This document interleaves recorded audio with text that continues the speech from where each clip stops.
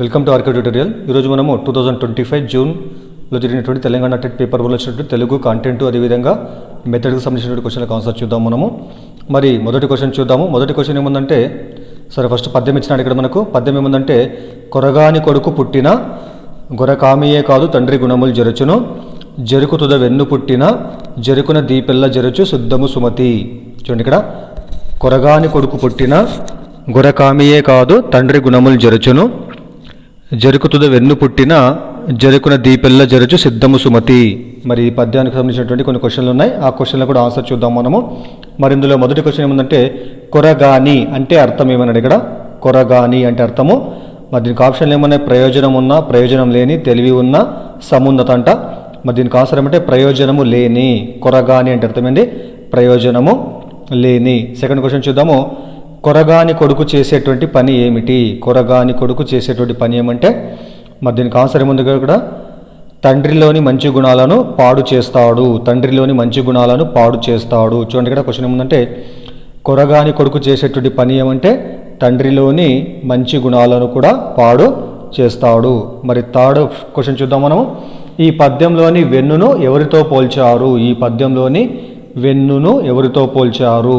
మరి ఎవరితో పోల్చారంటే కొడుకుతో పోల్చారు. కొడుకుతో పోల్చారు. తర్వాత క్వశ్చన్ చూద్దాము. చెరుకు గడలోని తీపిని చెడగొట్టినది ఎవరు? చెరుకు గడలోని తీపిని చెడగొట్టినది ఎవరు? మరి దీనికి ఆన్సర్ ఏమంటే వెన్ను. వెన్ను అనేటువంటిది చెరుకులో గడలోని తీపిని చెడగొట్టినది. మరి నెక్స్ట్ క్వశ్చన్ చూద్దాము.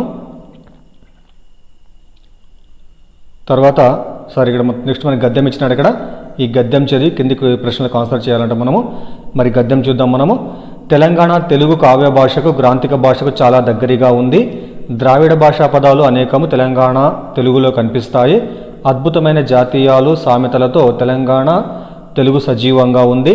తెలంగాణ భాషలోని చాలా పదాలకు మనము ఉత్పత్తిని చెప్పవచ్చు. తెలంగాణ తెలుగు దేశీ మార్గానికి చెంది పాడటానికి అనుకూలంగా ఉంటుంది. తెలంగాణ తెలుగుకు నాదమాధుర్యము రావడానికి కారణము పూర్ణానుస్వారము. తెలుగులో నిఘంటు నిర్మాణం చేసే కాలం కన్నా పూర్వరూపాలు తెలంగాణలో ఉండడం ప్రత్యేకత. తెలంగాణ వాక్యంలో కర్త, కర్మ, క్రియ వరుస మారదు.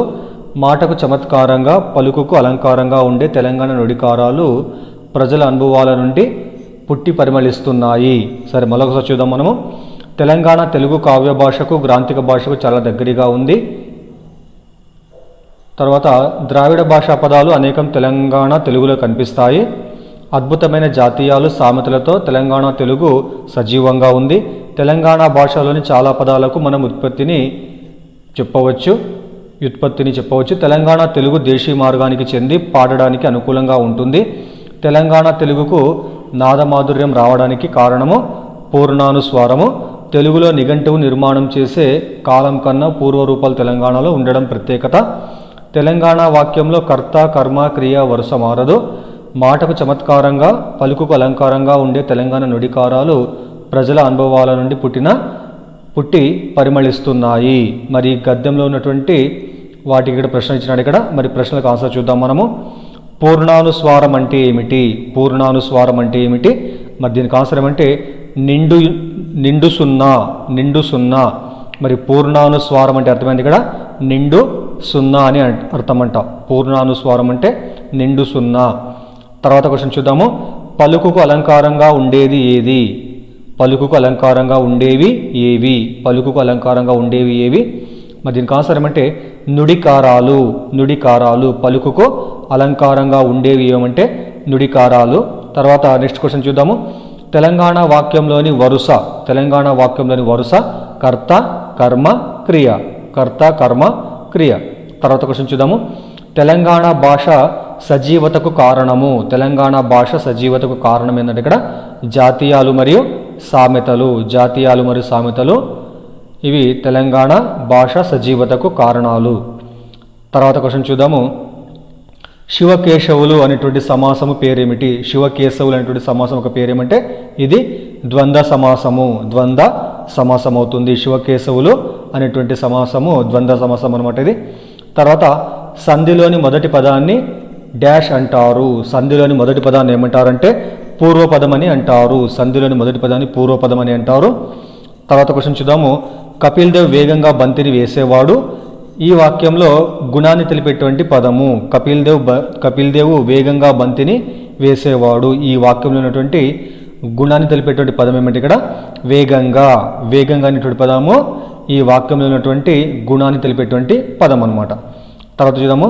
బస్సు ఏ పదము? బస్సు ఏ పదం అంటే ఇది ద్విత్వ పదము. ద్విత్వ పదము. బస్సు అనేటువంటిది ద్విత్వ పదము. తర్వాత క్వశ్చన్ చూద్దాము. షబాష్ అని కవి ప్రతిభను రాజు మెచ్చుకున్నాడు. ఈ వాక్యంలో అవ్యయాన్ని తెలిపేటువంటి పదము ఏమిటి అంటే దీనికి ఆన్సర్ షబాష్ అనమాట. షబాష్ అని కవి ప్రతిభను రాజు మెచ్చుకున్నాడు. ఈ వాక్యంలోని అవ్యయాన్ని తెలిపేటువంటి పదం ఏమిటి ఇక్కడ షబాష్ అనమాట. తర్వాత సింగిడి అనేటువంటి పదానికి అర్థం ఏమిటంటే ఇంద్రధనస్సు. సింగిడి అనే పదానికి అర్థము ఇంద్రధనస్సు. తర్వాత క్వశ్చన్ చూద్దాము. కాలము పదానికి నానా అర్థము కానిది. కాలము పదానికి నానా అర్థం కానిది ఏమంటే దీనికి ఆన్సరు అశుభము. అశుభం అనేటువంటిది కాలం అనేటువంటి పదానికి నానా అర్థం కాదనమాట. మరి కాలం అనేటువంటి పదానికి నానా అర్థాలు ఇక్కడ ఏమనంటే సమయము, చావు, నలుపు. సమయము, చావు, నలుపు ఈ మూడు కూడా కాలం అనేటువంటి పదానికి నానా అర్థాలు అనమాట, కానీ అశుభం మాత్రం కాదు. తర్వాత క్వశ్చన్ చూద్దాము. కళత్రము పదానికి పర్యాయ పదము. కళత్రము అనేటువంటి పదానికి పర్యాయ పదం యొక్క అర్థం ఏంటంటే ఇక్కడ భార్య. కళత్రం అంటే భార్య అని అర్థం అనమాట. తర్వాత క్వశ్చన్ చూద్దాము. సిగకు ప్రకృతి. సిగకు ప్రకృతి శిఖ. సిగకు ప్రకృతి పదము శిఖ. తర్వాత క్వశ్చన్ చూద్దాము. సందిట్లో సడేమియా అనేటువంటిది. సందిట్లో సడేమి అనేటువంటిది ఏమవుతుందంటే ఇది ఒక సామెత. సందిట్లో సడేమి అనేటువంటిది ఒక సామెత. తర్వాత క్వశ్చన్ చూద్దాము. యాసంగి పంట చేతికి వచ్చేటువంటి కాలము. యాసంగి పంట చేతికి వచ్చే కాలం ఎప్పుడంటే ఏప్రిల్, మే మాసాలలో యాసంగి పంట చేతికి రావడం జరుగుతుంది. తర్వాత క్వశ్చన్ చూద్దాము. పిరం అంటే అర్థం ఏమిటి? పిరం అంటే అర్థము ఎక్కువ ధర. ఎక్కువ ధర. పిరం అంటే అర్థము ఎక్కువ ధర. తర్వాత మహేంద్రోదయం. మహేంద్రోదయం ఎవరి రచన? మహేంద్రోదయం అనేటువంటిది ఎవరి రచన అంటే దాశరథి కృష్ణమాచార్యుల యొక్క రచన. మహేంద్రోదయం అనేటువంటిది దాశరథి కృష్ణమాచార్యుల యొక్క రచన. తర్వాత క్వశ్చన్ చూద్దాము. పాల్కూరికి సోమనాథుని శతకము. పాల్కూరికి సోమనాథుని శతకం పేరేమంటే వృషాధిప శతకము. వృషాధిప శతకము. పాల్కూరికి సోమనాథుని యొక్క శతకం పేరు వృషాధిప శతకము. తర్వాత క్వశ్చన్ చూద్దాము. క్రింది వాటిలో పక్కి వెంకట నరసింహ కవి రచన ఏది? క్రింది వాటిలో పక్కి వెంకట నరసింహ కవి యొక్క రచన ఏదంటే దీనికి ఆన్సరు కుమారి శతకము. కుమారి శతకము పక్కి వెంకట నరసింహ కవి యొక్క రచన. తర్వాత క్వశ్చన్ చూద్దాము. అర్రేమితో సంబంధము ఉన్నటువంటి పండగ.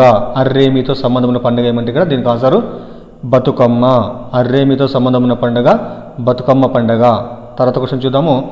మాతృభాషలోనే విద్యాబోధన జరగాలని సూచించినటువంటి వానిని సరైన సంవత్సరాలతో జతపరచండి. మాతృభాషలోనే విద్యాబోధన జరగాలి అని సూచించినటువంటి సరైనటువంటి సంవత్సరాలతో జతపరచండి. ఇక్కడ కమిషన్లు, తర్వాత ఇక్కడ మనకి వాటి సంవత్సరాలు ఉన్నాయన్నమాట. రెండు జతపరచాలి మనము. మరి దీనికి ఆన్సర్ మనకి ఏమి ఇచ్చిందంటే 3, 4, 1, 2 అనమాట. చూద్దాం. ఇక్కడ మనము ఫస్ట్ కమిషన్ ఏమంటే ఇక్కడ మనకు రాధాకృష్ణన్ కమిషన్. రాధాకృష్ణన్ కమిషన్ యొక్క సంవత్సరం ఎప్పుడంటే 1948. Radhakrishnan commission 1948. Next Mudaliar commission 1952. Mudaliar commission 1952. తర్వాత భారత జాతీయ సమైక్యతా సమితి. భారత జాతీయ సమైక్యతా సమితి 1962వ సంవత్సరము. లాస్ట్ది కొఠారి విద్యా కమిషన్. కొఠారి విద్యా కమిషన్ 1964 నుండి 1966. 1964 to 1966. చూద్దాం ఒకసారి మనం. రాధాకృష్ణన్ కమిషను 1948. మొదలియర్ కమిషన్ 1952. భారత జాతీయ సమైక్యతా సమితి 1962. కొఠారి విద్యా కమిషన్ 1964 to 66 అనమాట. తర్వాత క్వశ్చన్ చూద్దాము.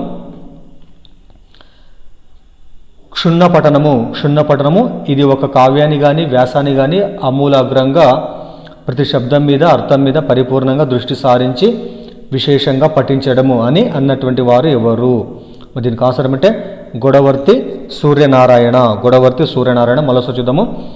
క్షుణ్ణపఠనము ఇది ఒక కావ్యాన్ని కానీ వ్యాసాన్ని కానీ అమూలాగ్రంగా ప్రతి శబ్దం మీద అర్థం మీద పరిపూర్ణంగా దృష్టి సారించి విశేషంగా పఠించడము అని అన్నటువంటి వారు ఎవరంటే గొడవర్తి సూర్యనారాయణ.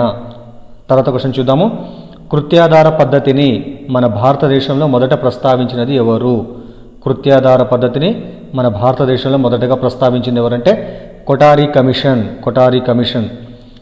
తర్వాత క్వశ్చన్ చూద్దాము. పాఠ్య ప్రణాళికలోని అంశాలను బోధన అభ్యసన కార్యకలాపాల ద్వారా నిర్వహించడానికి నిర్ణయించినది.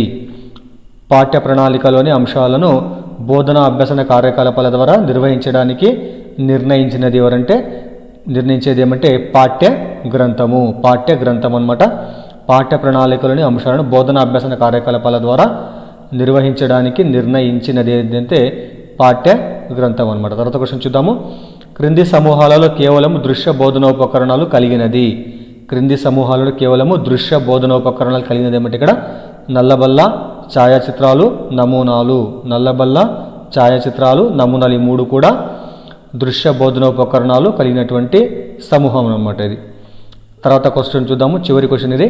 బోధన అభ్యసన ప్రక్రియల ద్వారా విద్యార్థి ప్రవర్తనలో వచ్చిన ప్రవర్తన మార్పుల మొత్తాలను తెలిపేటువంటిది. దీనికి ఆన్సర్ ఏమంటే మూల్యాంకనము. బోధన అభ్యసన ప్రక్రియల ద్వారా విద్యార్థి ప్రవర్తనలో వచ్చినటువంటి ప్రవర్తన మార్పుల మొత్తాలను తెలిపేటువంటిది ఏమవుతుందంటే ఇది మూల్యాంకనం అవుతుంది. ఇవి తెలుగులో వచ్చినటువంటి క్వశ్చన్లు.